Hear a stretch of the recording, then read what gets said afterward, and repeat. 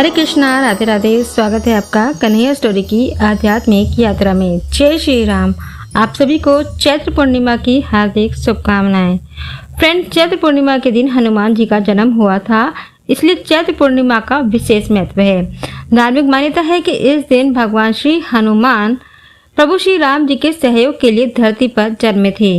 मान्यता है कि इस दिन भगवान विष्णु और माता लक्ष्मी जी की पूजा करने से भगवान हनुमान जी की कृपा प्राप्त होती है। अगर आप भी इस दिन चैत्र पूर्णिमा का व्रत रख रहे हैं तो इस पौराणिक कथा का श्रवण करना शुभ माना गया है। तो आइए सुनते हैं। पुरानी कथा के अनुसार एक नगर में सेठ सेठानी रहते थे। सेठानी रोजाना भगवान श्री हरि की पूजा भक्ति भाव से किया करती थी, लेकिन सेठानी का पूजा करना उसके पति को बिल्कुल पसंद नहीं था। इस कारण एक दिन सेठ ने उसे घर से निकाल दिया। सेठानी घर से निकलकर जंगल की ओर चल दी। रास्ते में सेठानी ने देखा कि जंगल में 4 आदमी मिट्टी खोद रहे हैं। यह देखकर सेठानी ने उनसे बोला कि आप लोग मुझे किसी काम पर रख लो। सेठानी के कहने पर उन्होंने सेठानी को नौकरी पर रख लिया, लेकिन सेठानी बहुत कोमल थी, इस वजह से उसके हाथ पर छाले पड़ गए। यह देख चारों आदमी ने सेठानी से काम छोड़ने की बात कही। उन्होंने कहा कि इसकी जगह तुम हमारे घर का काम कर दो। सेठानी के मान जाने पर वे उसे अपने घर ले गए। वहां वे चारों आदमी 4 मुट्ठी चावल लाते और उसे बांटकर खा लेते। यह देख सेठानी को बहुत बुरा लगा। इसे देख सेठानी ने उन चारों आदमी को 8 मुट्ठी चावल लाने को कहा। सेठानी की बात मानकर चारों आदमी 8 मुट्ठी चावल लाए। इन चावलों को का सेठानी ने भोजन बनाया और भगवान विष्णु जी को भोग लगाकर सभी आदमियों को परोस दिया। इस बार चारों आदमियों को भोजन बहुत स्वादिष्ट लगा और सेठानी से के खाने की तारीफ करते हुए इसका राज पूछा। तो सेठानी ने कहा कि ये भोजन भगवान विष्णु जी का झूठा है, इसी वजह से ये आपको स्वादिष्ट लग रहा है। उधर सेठानी के जाने के बाद से सेठ भूखा रहने लगा।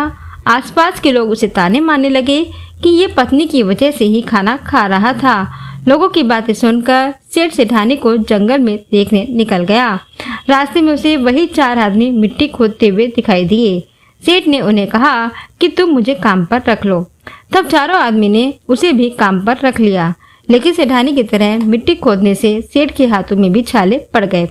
ये देखकर उन्होंने सेठ को भी घर का काम करने की सलाह दी। सेठ भी उनकी बात मानकर उनके घर चल दिया। घर पहुंचकर सेठ ने सेठानी को पहचान लिया, लेकिन सेठानी घूंघट में होने के कारण सेठ को पहचान नहीं पाई। हर दिन की तरह इस बार भी सेठानी ने भगवान विष्णु जी को भोग लगाकर सभी को खाना परोस दिया, लेकिन जैसे ही सेठानी सेठ का खाना परोसने लगी तो भगवान विष्णु ने सेठानी का हाथ पकड़ लिया और कहा कि ये तुम क्या कर रही हो। सेठानी बोली, मैं कुछ नहीं कर रही हूँ, मैं तो भोजन परोस रही हूँ।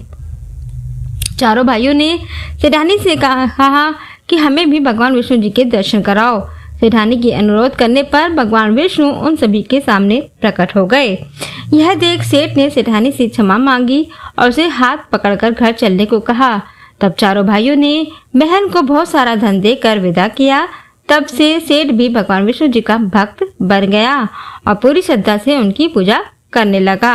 इससे उसके घर में फिर से धन की बरसात होने लगी। ऐसी मान्यता है कि इस दिन व्रत रखने से सत्यनारायण भगवान के साथ हनुमान जी, प्रभु श्री राम और माता सीता की कृपा भी प्राप्त होती है। तो ये थी चैत्र मास की पूर्णिमा की व्रत कथा। कहानी अधूरी हो तो प्रभु पूरी करना। कहानी कहने वाले, सुनने वाले, हुंकारा भरने वाले सभी पर अपनी कृपा बनाए रखना। जय श्री राम, जय श्री बजरंगबली, जय श्री राधे।